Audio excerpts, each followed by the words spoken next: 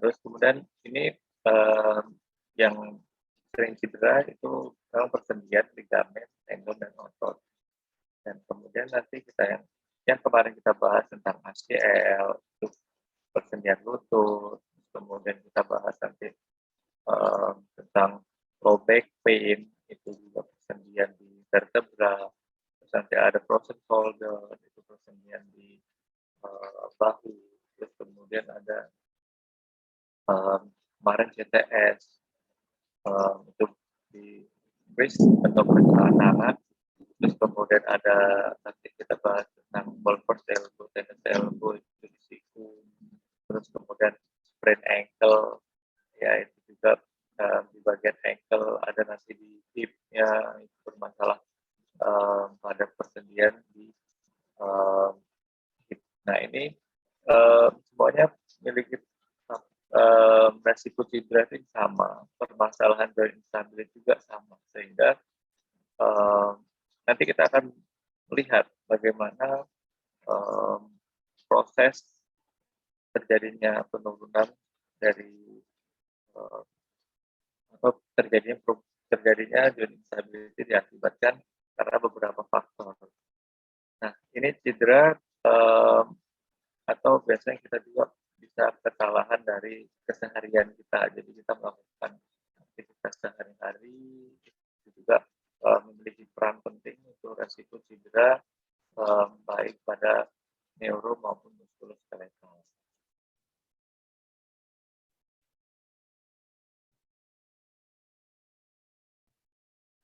Terus kemudian persendian ini, jadi persendian kan ada 2 tulang, ada yang 3 tulang, terus kemudian ada beberapa, kalau di tangan kan di tarpal itu ada beberapa tulang yang menyatu, terus kemudian ada yang persendian itu nyata, ada persendian palsu.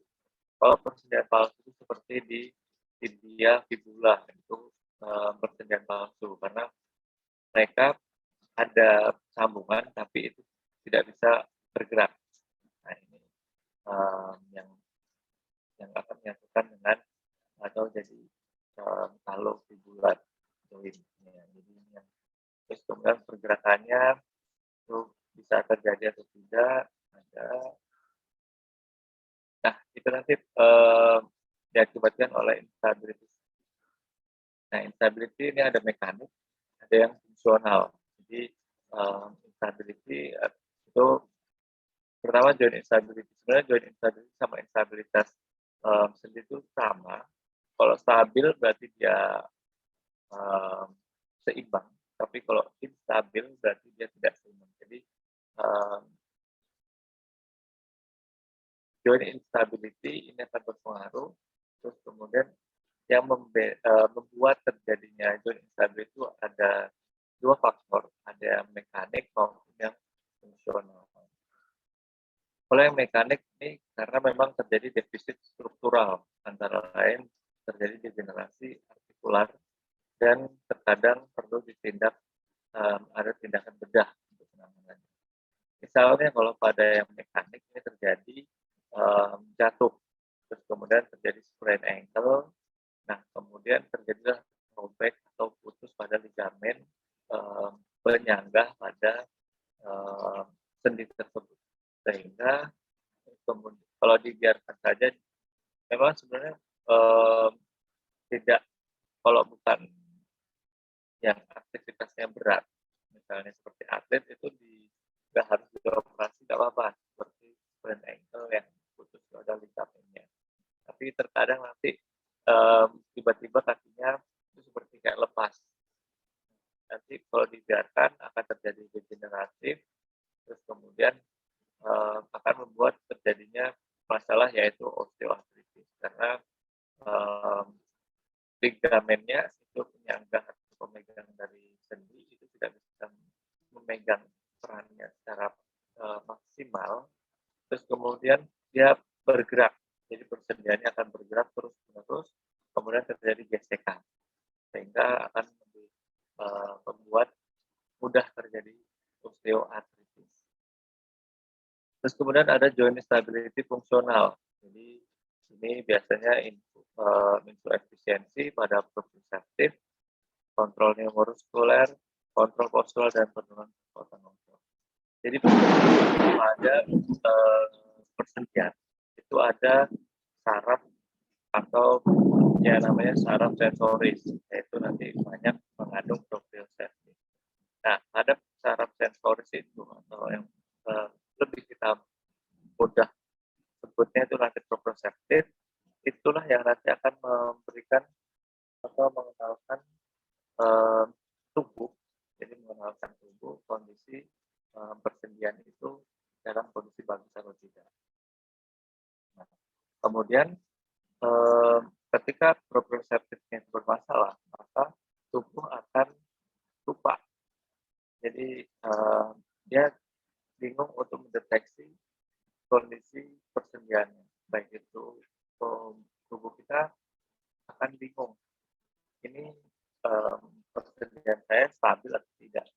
Sehingga kalau dia terjadi penurunan masuk ke otak tubuh tidak ada sinyal, jadi terjadi penurunan sinyal kerja proprioceptif mengantarkan sinyal ke otak, sehingga akan terjadi penurunan. Otak tidak paham kalau sendi tersebut harus terjadi peningkatan kerja dari otot-otot penstabil dari sendi, sehingga itu akan terjadi penurunan atau joint instability. Terus kemudian kontrol neuromuskuler. Jadi tadi di setiap persendian itu ada saraf sensoris atau proprioceptif. Nanti dia akan memberikan sinyal ke otak sehingga otak itu harus bergerak secara bagaimana. Terus kemudian ada kontrol postural. Ini kontrol postural itu pada joint instability, ketika ada permasalahan pada persendian itu tidak stabil, maka akan berpengaruh pada sendi-sendi lain. Jadi persendian lain itu akan menjaga keseimbangan, sehingga keseimbangan itu akan membuat terjadi perubahan pada tubuh, terutama pada postural. Kalau kemarin yang kita pernah offline itu kita mendeteksi dari ankle ya. Jadi ankle itu terjadi perubahan, terus kemudian bagaimana responnya pada lutut, dan lutut nanti tidak stabil, maka responnya pada hip bagaimana, terus kemudian respon pada vertebra bagaimana, sehingga ini akan membuat respon pada tubuh itu saling berkaitan, dan kemudian akan ketika satu bermasalah, satunya akan membuat keseimbangan. Jadi keseimbangan supaya tubuh itu tetap berjalan, tetap bisa bekerja secara optimal, terus kemudian dengan adanya bantuan dari persendian lain. Nah, ini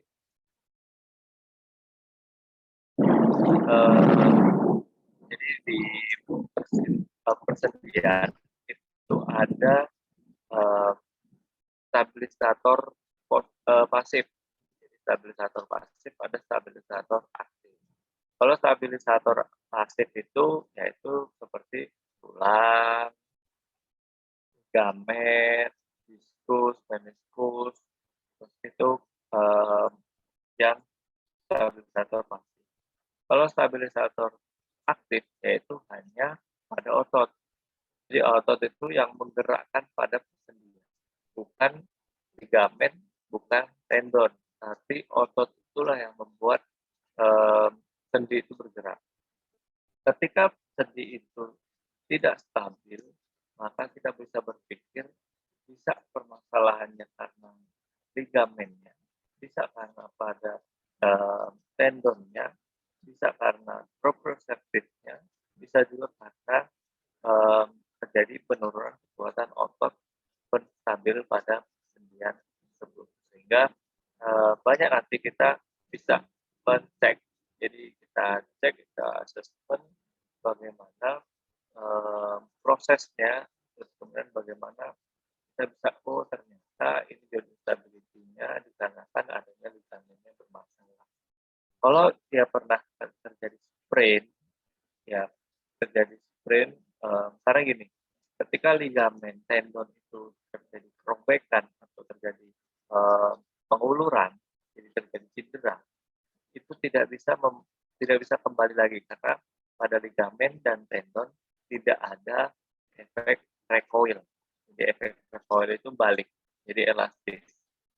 Kalau pada otot itu ada efek recoil. Jadi ketika otot itu stretching, maka dia akan memanjang. Tapi ketika stretchingnya kita lepas atau kita selesai stretching, maka dia akan memendek lagi sesuai dengan elastisitas pada otot.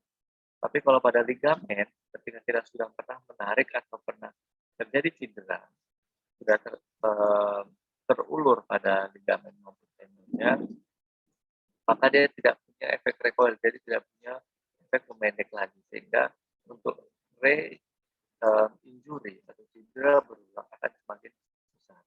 Sehingga kita satu-satunya cara untuk supaya tidak terjadi atau memperkecil resiko untuk terjadinya re-injury, maka kita memberikan latihan pada otot supaya otot itu bisa memberikan kerja sebagai stabilisator aktifnya secara maksimal. Jadi bisa diambil peran secara global atau lebih besar untuk menjaga supaya ligamen maupun tendonnya itu tidak makin mengulur. Kalau dia makin mengulur, jelas akan membuat terjadinya joint instability atau cedera berulang lebih besar resikonya. Terus kemudian instabilitas kronis, yaitu bisa penyebab dari mekanik atau fungsional. Jadi dikarenakan tadi kalau kronis itu berarti pasien sudah punya riwayat. Jadi misalnya pernah jatuh, jadi sprain ankle atau sprain pada ACL atau PCL. Jadi terus kemudian tidak ditangani secara baik, hanya dia buat istirahat saja, minum obat. Terus pasien kita melakukan aktivitas sehingga bisa terjadi re-injury secara berulang. Nah, ini dibiarkan selama berapa tahun, terus kemudian bisa membuat risiko cedera yang berulang. Nah, ini instabilitas kronis. Ini hal yang dapat disebabkan oleh penurunan kekuatan ligamen secara patologis ya. Tadi bisa juga dikarenakan sprain ankle atau sprain, terus kemudian kelainan atrokinematik. Jadi biasanya ada, misalnya kalau kita lihat atau ini saya kalau ada terbatasnya ke alat posterior, terus kemudian membatasi kemampuan pergerakan kaki. Jadi biasanya dia akan lebih sulit untuk mencapai dorsofleksi. Jadi dorsofleksi atas itu akan lebih sulit, terus kemudian akan terjadi kunci, jadi dia akan jadi close pocket position. Jadi di sini biasanya kalau jadi perasaan ganjel. Jadi kalau pada pasien itu ketika dilakukan, biasanya kalau pada fisioterapi, apa yang keluhannya ini lutut saya kok kayaknya ganjel, nggak bisa nekuk secara full. Nah ini kita lihat kalau misalnya tidak pernah jatuh, terus kemudian tidak pernah punya riwayat cedera, nah, bisa juga permasalahannya adalah di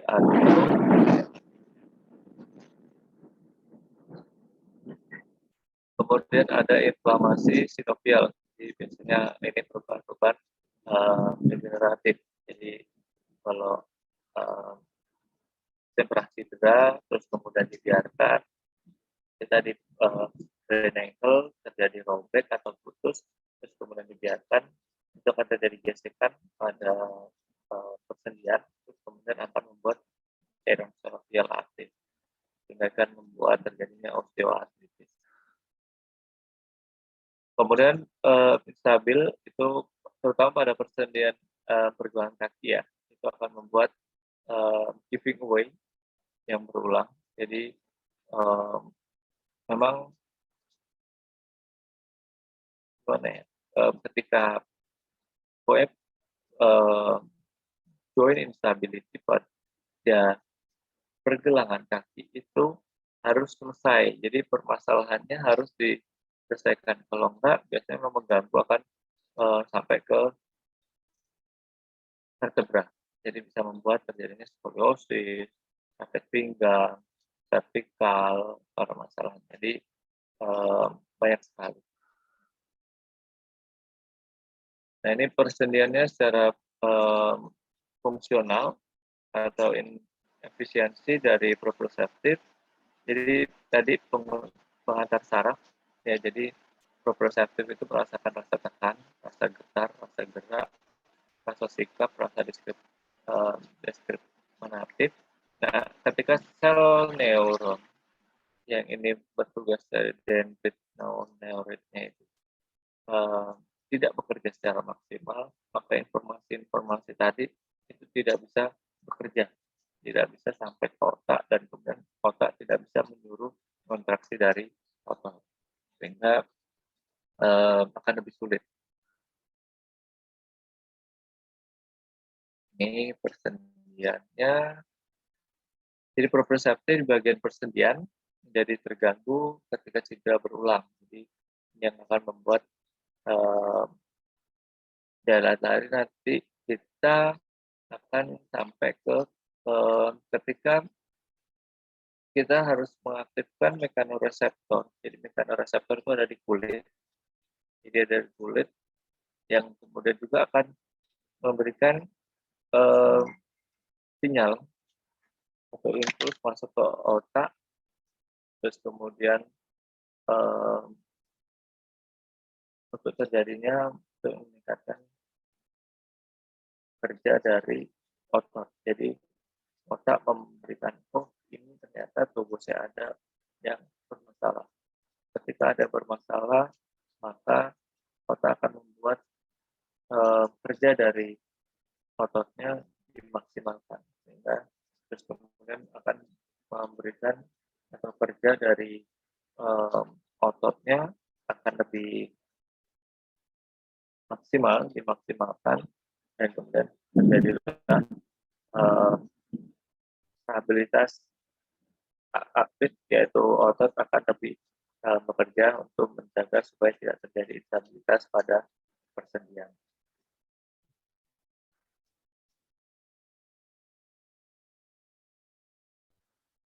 Nah ini exercise-nya atau latihannya.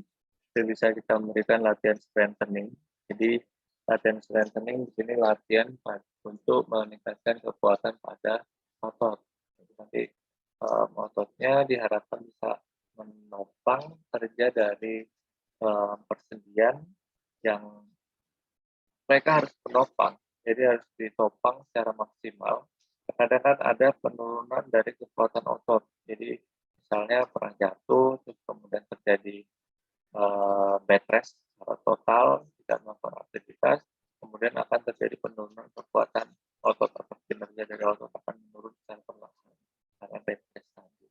Sehingga kita harus memberikan latihan meningkatkan kekuatan untuk memberikan stabilisator aktifnya itu bekerja selain lebih maksimal, jadi lebih bisa menopang dari persendian yang harusnya ditopang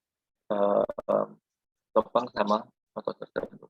Kemudian fleksibilitas, jadi fleksibilitas ini nanti dia akan memberikan kerja efek recoil tadi. Jadi ketika misalnya ketarik, nah efek recoilnya dia akan lebih mudah. Jadi dia tidak mudah untuk terjadinya re-injury atau cedera berulang. Sehingga ini akan harus dilatih secara perlahan, jadi harus rutin.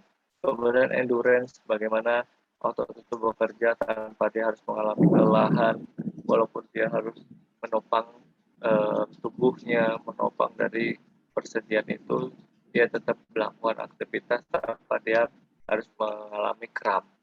Terus kemudian speednya, terus kemudian koordinasi bagaimana eee, bisa bergerak ke depan, ke belakang, ke samping, kanan, kiri, tanpa dia harus terjadi, permasalahan yaitu, eee, cedera. Ini udah.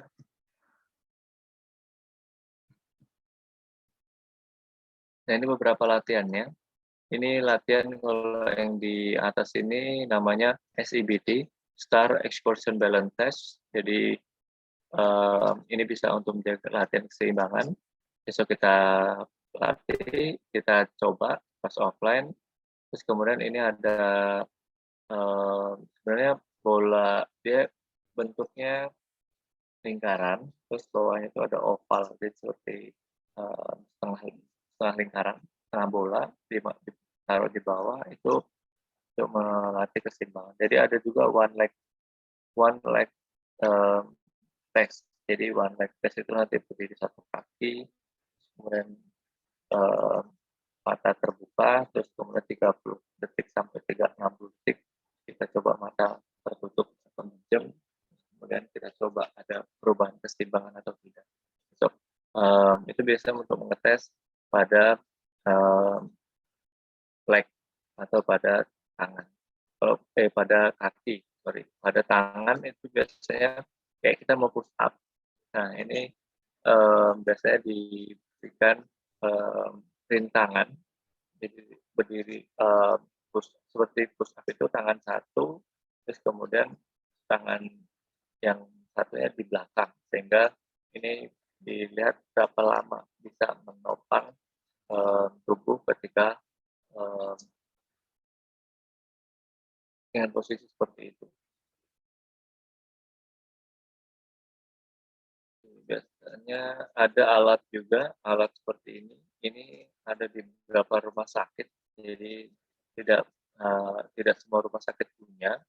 Saya lihat ini ada di Rumah Sakit, Ketilang Semarang, beberapa rumah sakit, ini sih, negeri yang punya. Ini alat keseimbangan, jadi bisa dilihat. Jadi seperti EMG, jadi, misalnya sekarang pakai komputerisasi, jadi akan punya data yang lebih jelas bagaimana, eee, keseimbangannya bagus atau tidak, dan kemudian bagaimana bagian mana yang harus diperbaiki atau, mengalami kelemahan secara, eee, signifikan. Jadi bisa terlihat. Terus kemudian, eee, biasanya kalau pada, ya pokoknya pasien-pasien yang bed rest, pasien-pasien yang punya, riwayat pasien itu bed rest total maupun yang dia, 1 hari, 2 hari, biasanya ada permasalahan, keseimbangan atau nanti pokoknya kalau joint stability atau instabilitas, eee, persediaan tadi, ini akan membuat atau berhubungan dengan keseimbangan. Jadi keseimbangannya akan terlihat bagaimana ketika, eee, terjadi stabil pada persendiannya atau tidak stabil pada persendiannya. Kalau tidak stabil pada persendiannya akan lebih mudah jatuh atau resiko jatuhnya akan semakin besar, tapi kalau stabil dia akan lebih, kokoh atau kuat untuk melakukan aktivitas. Terus kemudian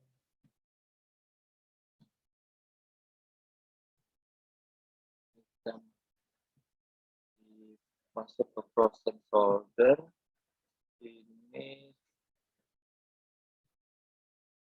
jadi bahu. Jadi ini juga banyak kasusnya, masih kita jumpai. Ini pokoknya, OA, osteoarthritis, low back pain, frozen shoulder, itu kasus yang paling banyak nanti kita jumpai di, masyarakat, terutama untuk pasien-pasien. Nah, kemudian, eee, banyak juga kasusnya sama kayak kemarin kita bahas tentang, OA, kita bahas tentang CTS, kita bahas tentang rheumatoid arthritis, kasusnya banyak terjadi pada wanita dengan usia di atas 40 tahun. Ya, jadi, mmm, memang apa ya, kasusnya kalau wanita karena kalau sudah usia 40 tahun ke atas, resiko untuk terjadinya proses itu karena terjadi penurunan dari produksi hormon estrogen. Ya, jadi hormon estrogen itu kita tahu sebagai eh, pelumas. Jadi membantu untuk produksi pelumas pada persendian. Kemudian resiko pada proses shoulder itu terbesar pada penderita kasus diabetes mellitus atau memiliki gula darah yang tinggi. Nah, ini beberapa ini anatominya. Kemudian ini frozen shoulder, jadi kondisi umum yang ditandai oleh nyeri, gerak, atau keterbatasan gerak aktif maupun pasif.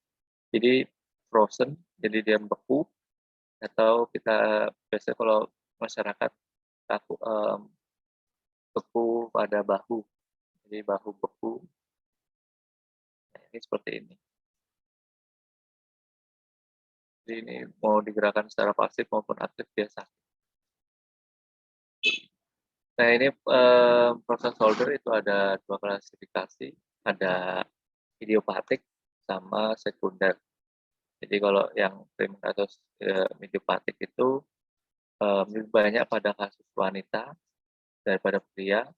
Pada usia 40 tahun biasanya terjadi pada lengan yang tidak digunakan dan lebih memungkinkan terjadi orang-orang yang melakukan pekerjaan secara berulang. Sebenarnya karena pasiennya itu kurang gerak juga bisa, kelebihan juga tidak juga bisa. Jadi tubuh itu atau manusia itu memiliki seperti batas aman, kurang juga nggak boleh, kelebihan juga nggak boleh. Sehingga ketika dia kurang, dia akan membuat masalah, ketika lebih juga akan membuat masalah.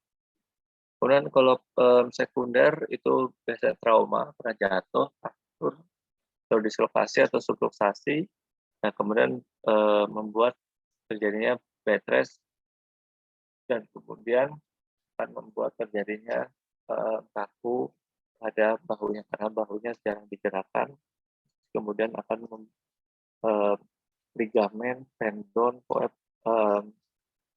yang terbentuk dari persendian pada bahu itu akan seperti memendek, mengeras, sehingga akan terjadi frozen shoulder atau beku pada bahunya. Nah, di sini ada kapsulitis adhesiva. Jadi kapsulitis adhesiva itu ditandai adanya keterbatasan gerak pada glenohumeral, baik itu gerakan pasif maupun aktif. Jadi digerakkan sedikit aja sudah sakit. Nah, ini ada pola kapsuler. Jadi pola kapsuler itu keterbatasannya yang ditandai oleh eksorotasi lebih nyeri dan terbatas dari gerakan abduksi, terus kemudian serta lebih terbatas lagi dari endorotasi. Jadi eksorotasi sakit sekali, itu berarti pola kapsuler. Terus kalau pola non kapsuler itu keterbatasan gerak pada dan nyeri ke arah gerakan tertentu. Jadi berbeda. Jadi misalnya keterbatasan ke arah endorotasi saja atau eksorotasi saja. Jadi kalau kita mau tes, oh ini frozen shoulder-nya polanya kapsuler atau pola non kapsuler nih. Kalau pola kapsuler, ya jadi eksorotasi lebih sakit dibandingkan dengan abduksi, dan kemudian lebih pasti lebih sakit lagi kalau daripada digerakkan endorotasi. Jadi eksorotasinya sakit sekali. Terus kemudian kalau yang non kapsuler hanya ya gerakannya endorotasi saja atau fleksi saja atau abduksi saja atau eksorotasi saja sakitnya, ini berarti pola non kapsuler. Ini penyebabnya jadi rotator cuff ya. Jadi rotator cuff itu sebagai penstabil dari bahu. Nah ini biasanya kan ada 4 otot supraspinatus, infraspinatus, teres minor, terus kemudian ini bisa kerjanya tidak seimbang. Jadi ketika ada kerja otot itu hanya kan harusnya 4 itu supaya stabil, tapi dia bekerjanya hanya 3, maka 3 ini akan menopang kerja dari satu tadi, membantu. Sehingga resiko terjadi cedera akan semakin mudah. Ketika dia melakukan aktivitasnya berat, yang 3 itu menopang satu, terus kemudian akan terjadi resiko cedera pada yang lemah maupun yang kuat. Terus kemudian diabetes mellitus, ada disuse dari sendi bahu, jadi tidak pernah digunakan. Ada monoparese atau ada hemiparese, jadi kelemahan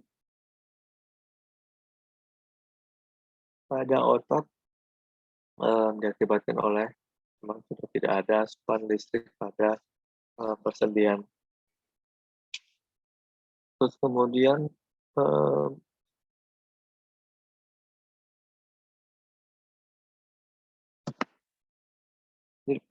pada proses shoulder, jadi ini etiologinya bisa diakibatkan oleh trauma, overuse, injury, maupun hiperosis.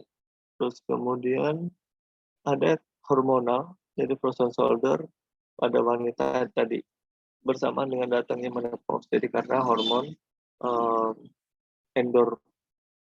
estrogen, jadi hormon estrogen itu mengalami penurunan, maka istilahnya ligamen atau persendian itu juga akan ada permasalahan.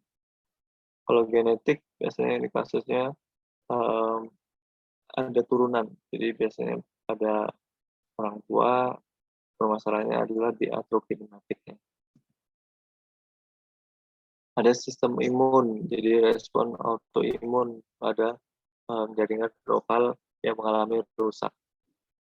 Teori postur, jadi terjadi perubahan postur. Nah ini fasenya itu ada 3, ada fase freezing, frozen, maupun yang thawing atau recovery fase. Kalau fase nyeri ini sebenarnya pada frozen shoulder itu dibiarkan saja sampai setahun 2 tahun akan sembuh, tetapi proses atau geraknya itu akan mengalami keterbatasan, tidak optimal. Sehingga fisioterapi bisa memberikan latihan, terus kemudian bisa mempercepat dari proses penyembuhan. Jadi fase nyeri itu berlangsung sampai 0 sampai 3 bulan. Nyeri spontan dan seringkali parah ketika tidur. Misalnya tidur kan kadang ada yang miring satu posisi, miring kanan terus, miring kiri terus. Nah ini ketika ada masalah biasanya akan mengganggu saat tidur. Pasien pasien takut untuk bergerak, jadi pasien bed rest, jadi nggak mau bergerak sehingga akan membuat tambah kaku. Jadi ada fase kaku atau freezing, jadi ini berlangsung antara 4 sampai 12 bulan, ditandai oleh hiperplasi sinovial. Jadi cairan sinovialnya akan bekerja memproduksinya berlebihan, sehingga akan membuat terjadi kecampur dengan zat yang sebenarnya itu hanya kotoran, kemudian dia akan membuat terjadi keruh pada sinovial dan akan terjadinya kekakuan pada bahunya. Terus kemudian beku, frozen, ini 9 sampai 15 bulan, patologi sinovial akan mereda, jadi akan menurun, jadi bisa sembuh itu ya 9 sampai 15 bulan. Jadi di sini sudah bisa bergerak atau keterbatasan lingkup kapsulernya akan lama-lama akan mengalami penurunan dan kemudian tapi ada beberapa yang tertinggal, jadi ada yang eksternalnya eksternal atau sorotasinya yang terbatas, terus kemudian ada yang hanya abduksinya. Jadi pasien akan memiliki kondisi yang berbeda-beda. Nah, ini fase mencairnya, jadi ROM-nya akan berangsur secara baik, tapi tidak bisa maksimal seperti yang tangan yang sehat. Ini asesmennya, jadi kita bisa anamnesis. Ya, jadi kita bisa besok kita lakukan ini offline. Yang ada tes apply. Jadi ini bisa kapsul. Jadi bisa maaf biasanya ibu-ibu itu tidak bisa memasang tali BH-nya, itu yang paling banyak. Nah, ini gerak cepat tes cepatnya. Kita lakukan ini. Jadi biar terus kemudian ini adalah kapsul pattern-nya.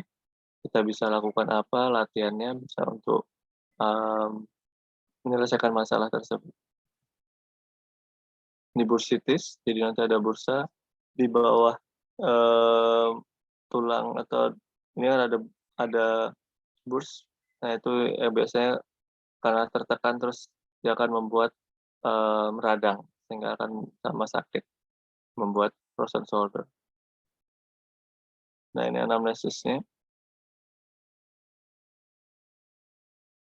Seperti ini. Nanti besok kita lakukan pemeriksaan, terus kemudian kita bagaimana membuat program latihan pada kasus frozen shoulder. Nah, ini seperti ini. Intervensinya, nah seperti ini bisa. Oke, mungkin ada yang mau ditanyakan.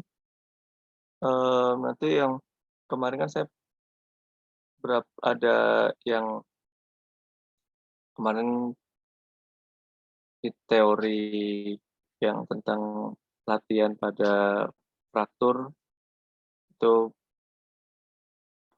nanti kita Sabtu kita bahas bagaimana programnya, terus kemudian termasuk ini, terus kemudian ACL PCL juga nanti kita bahas. Oke, mungkin ada yang mau didiskusikan tentang kuliahnya hari ini. Ini harus ketemu langsung soalnya untuk cek tes-tesnya ini. Ada yang mau ditanyakan?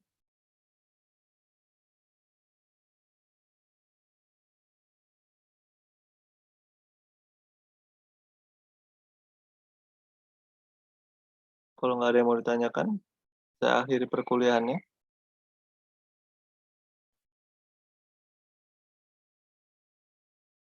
Nggak ada? Belum ada, Pak. Ya, besok kayak pas offline aja lebih jelas. Ini udah pada balik ke Jogja? Ada sebagian atau berapa? Udah semua, Pak. Ada semua ya. Jadi insya Allah Sabtu saya usahakan saya ke Jogja. Paling ya kita mulai jam 1 atau jam 2 karena saya pulang dari kerja itu jam 11. Nanti saya langsung ke Jogja biasanya.